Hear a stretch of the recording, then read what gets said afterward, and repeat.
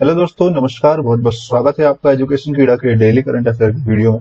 आज के इस वीडियो में दोस्तों हम डिस्कस करेंगे 23 अक्टूबर करंट अफेयर। ठीक है, देखिए क्या है सबसे महत्वपूर्ण क्वेश्चन जो आपके एग्जाम के लिए बहुत ही ज्यादा यूजफुल हो। डिस्कस करने से पहले दोस्तों अगर कल के करंट अफेयर का क्विक रिविजन कर लेते हैं।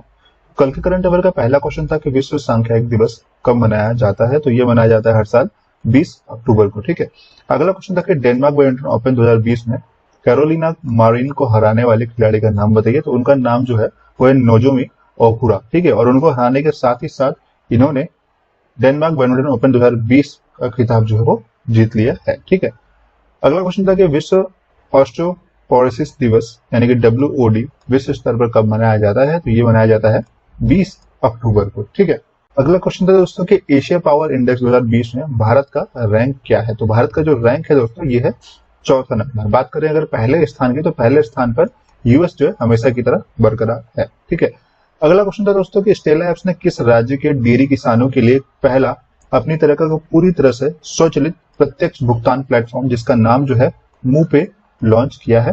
तो ये किया है राजस्थान के डेयरी किसानों के लिए। ठीक है, अगला क्वेश्चन था कि किस राज्य ने हाल ही में काटी बिहू त्योहार जो है मनाया। तो ये मनाया है आसाम राज्य ने, क्योंकि बिहू से ही पता चलता है दोस्तों ये आसाम राज्य का त्योहार है। ठीक है, अगला क्वेश्चन था कि निम्नलिखित में से किस राज्य ने हाल ही में सुरक्षित शहर परियोजना शुरू की जो कि एक महिला सुरक्षा अभियान है। तो ये शुरू किया गया है उत्तर प्रदेश सरकार के द्वारा। ठीक है, अगला क्वेश्चन था कि निम्नलिखित में से किस राज्य ने मौ बुद्धित पोर्टल जो है लॉन्च किया है। तो ये लॉन्च किया गया है ओडिशा सरकार के द्वारा। ठीक है, अगला क्वेश्चन था कि महाराष्ट्र में राज्य सड़क सुधार के लिए भारत और एडीबी बैंक के बीच कितने ऋण का समझौता हुआ है। तो ये दिया गया है $177 मिलियन का समझौता किया गया है महाराष्ट्र राज्य के सड़क सुधार के लिए। ठीक है, अगला क्वेश्चन था कि किस बैंक ने हाल ही में व्हाट्सएप पर बैंकिंग सेवाओं शुरू करने की घोषणा की है। तो ये शुरू किया है IDBI बैंक ने। ठीक है, और अगला क्वेश्चन था कि भारत का पहला बहु मॉडल लॉजिस्टिक पार्क किस राज्य में स्थापित किया जा रहा है। बहुत ही इंपॉर्टेंट क्वेश्चन दोस्तों, कि भारत का पहला बहु मॉडल लॉजिस्टिक पार्क किस राज्य में स्थापित किया जा रहा है। तो ये स्थापित किया जा रहा है आसाम में। ठीक है, पहला बहु मॉडल लॉजिस्टिक पार्क। अगला क्वेश्चन था कि निम्नलिखित में से कौन सा जो देश है टैक्स भुगतान करने के लिए चेहरा पहचान का उपयोग करने वाला पहला देश जो है बन गया है। तो ये बना है सिंगापुर। ठीक है दोस्तों, अगला क्वेश्चन था कि हवा से सतह पर मार करने वाली एंटी टैंक मिसाइल का नाम बताइए जिसका हाल ही में DRDO द्वारा सफल परीक्षण किया गया था। तो ये मिसाइल है सैंड मिसाइल। ठीक है, अगला क्वेश्चन था कि भारत, अमेरिका और जापान के बीच प्रतिवर्ष आयोजित होने वाले त्रिपक्षीय नौसैनिक अभ्यास जिसका नाम है मालाबार में शामिल होने के लिए भारत द्वारा किस देश को आमंत्रित किया गया है। ठीक है, मतलब 2020 में भारत ने किसी एक और देश को आमंत्रित किया है इस त्रिपक्षीय नौसैनिक अभ्यास में शामिल होने के लिए, और ये किया है ऑस्ट्रेलिया को। ठीक है, इससे पहले कौन कौन थे इस अभ्यास में, भारत, अमेरिका और जापान। ठीक है, ये अभ्यास जो शुरू हुआ है सन 1992 में शुरू हुआ था, और जब 1992 में इस अभ्यास का शुरुआत की गई थी तो केवल भारत और अमेरिका ही इस अभ्यास में शामिल थे। ठीक है, बाद में सन 2015 में भारत ने जापान को निमंत्रण भेजा और जापान जो है 2015 से इस अभ्यास का हिस्सा बन गया है, और 2020 में भारत ने इस अभ्यास में जुड़ने के लिए ऑस्ट्रेलिया को भी आमंत्रित किया है। ठीक है, बात करते हैं अगले प्रश्न की कि निम्नलिखित में से किस राज्य ने भारतीय बल ने महिला यात्रियों के AP एक्सप्रेस पर मेरी सहेली पहल जो शुरू की है। तो ये शुरू किया है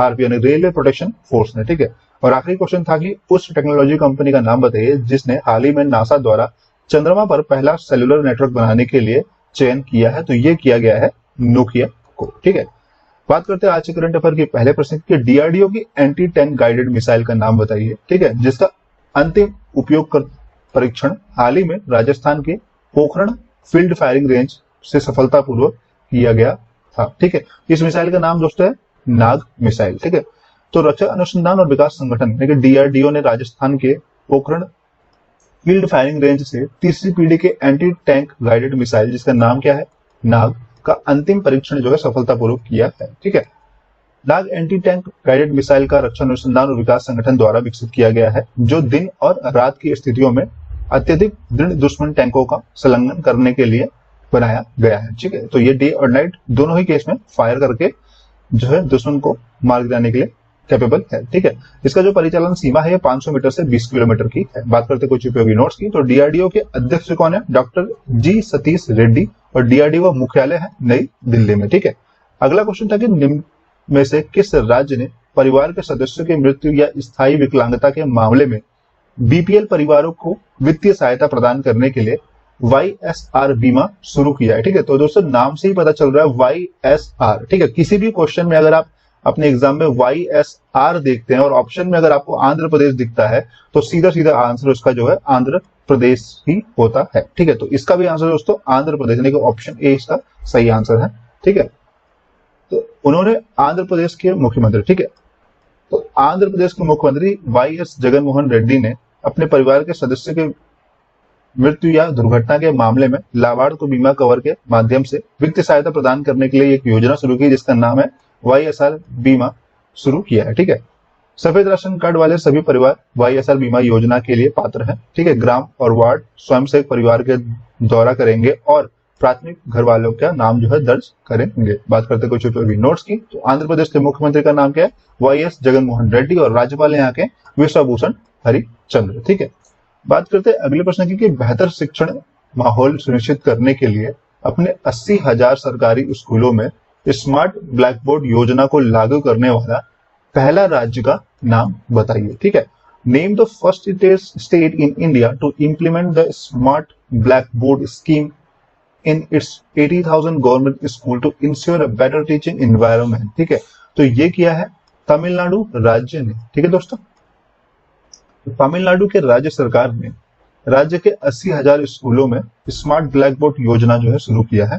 ठीक है, इस पहल का उद्देश्य जो है एक बेहतर शिक्षण वातावरण सुनिश्चित करने के साथ साथ डिजिटल इंडिया का आत्मनिर्भर भारत की ओर ले जाना भी है। ठीक है, तो स्मार्ट ब्लैक बोर्ड योजना के तहत दृश्य शिक्षण सामग्री संभव होगा जिससे व्यापक रूप से पेन ड्राइव का उपयोग करके कक्षाओं में कंप्यूटर स्क्रीन में भी खिलाया जा सकता है। ठीक है, तो बेसिकली दोस्तों ये भी कई बार सर्वे में देखा गया है कि अगर जो भी चीज आप विजुअली किसी चीज को देखते हैं तो वो हमारे दिमाग में अच्छी तरीके से बैठ जाता है, और इसी चीज को सोचते हुए तमिलनाडु सरकार ने अपने सारी सरकारी स्कूलों में जो है smart black board facility provide करने का निर्णय लिया है। बात करते हैं उपयोगी नोट्स की, तो तमिलनाडु की राजधानी है चेन्नई, तमिलनाडु के मुख्यमंत्री का नाम है एडीपी के पालन स्वामी। ठीक है, राज्यपाल यहाँ के बनवारी लाल पुरोहित, तमिलनाडु का राज्य नृत्य है भरतनाट्यम। ठीक है, बात करते हैं अगले प्रश्न की कि निम्नलिखित में से किस राज्य ने, अगला क्वेश्चन दोस्तों के निम्नलिखित में से किस राज्य ने हाल ही में नाबार्ड की साझेदारी में एकीकृत आदर्श कृषि ग्राम योजना का उद्घाटन किया है?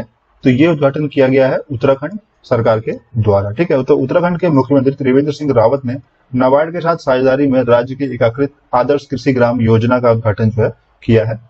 उत्पादकता बढ़ाने के लिए मशीन खरीद खेतों पर जोर देते हुए राज्य के कृषि मंत्री सुबोध उनियाल ने राष्ट्रीय कृषि और ग्रामीण विकास बैंक नाबार्ड के अध्यक्ष जी आर चिंटीला से आग्रह किया है कि वो किसानों को मशीन खेतों में बदलने में मदद जो है करे। ठीक है, बात करते हैं उपयोगी नोट्स की, तो उत्तराखंड के मुख्यमंत्री है त्रिवेंद्र सिंह रावत, उत्तराखंड के राज्यपाल है बेबी रानी मौर्य। ठीक है, अगला क्वेश्चन है कि सैन मेरिनो गणराज्य के राजदूत के रूप में किसे नियुक्त किया गया है? ठीक है, who has been appointed as the ambassador of the Republic of San Marino. ठीक है, तो ये नियुक्त किया गया है नीना मल्होत्रा को। ठीक है, तो भारतीय राजनयिक डॉक्टर नीना मल्होत्रा 1982 बैच की भारतीय विदेश सेवा अधिकारी सैन मेरिनो गणराज्य के अगले राजदूत के रूप में नियुक्त किया गया है, का रोम में निवास होगा। ठीक है, वर्तमान में वह इटली गणराज्य में भारत की राजदूत के रूप में जो सेवा कर रही हैं। बात करते हैं उपयोगी नोट्स की, तो सैन मेरिनो की राजधानी जो है वो है सैन मेरिनो,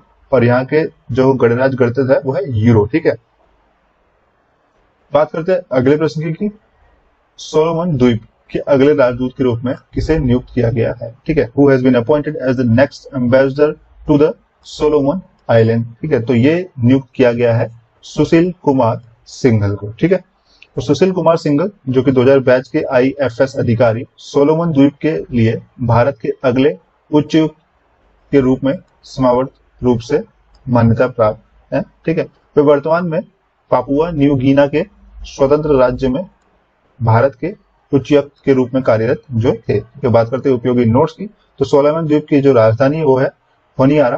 ठीक है, और यहाँ की जो मुद्रा है सोलोमन द्वीप डॉलर है। ठीक है, अगला प्रश्न है कि विश्व हिम तेंदुआ दिवस विश्व स्तर पर किस तारीख को मनाया जाता है? ठीक है, world snow leopard is observe globally on which date? तो ये मनाया जाता है दोस्तों हर साल 23 अक्टूबर को, ठीक है। तो विश्व हिम तेंदुआ दिवस 23 अक्टूबर को विश्व स्तर पर मनाया जाता है, ठीक है। इस दिन का जो मुख्य उद्देश्य है वो तेंदुओं के संरक्षण के महत्व को दिखाना और इसके अविश्वसनीय जानवर के बारे में जागरूकता बढ़ाना है, ठीक है। यह दिन जो है अवैध शिकार रोकने के उपाय पर भी जोर देता है। साथ ही हिम तेंदुओं की सीमा वाले देशों में एक पर्यावरण संगठन के संदर्भ में प्रयासों को मजबूत करता, ठीक है। तो दोस्तों आज की इस वीडियो में बस इतना ही। वीडियो पसंद आई हो तो लाइक जरूर करिएगा, ठीक है दोस्तों। वीडियो को शेयर करना मत भूलिएगा दोस्तों अपने ग्रुप्स में, और सबसे इम्पोर्टेंट चैनल को सब्सक्राइब करना मत भूलिएगा ताकि आपको ऐसी वीडियो हर दिन मिल सके। मिलते हैं दोस्तों आपसे कल के वीडियो में।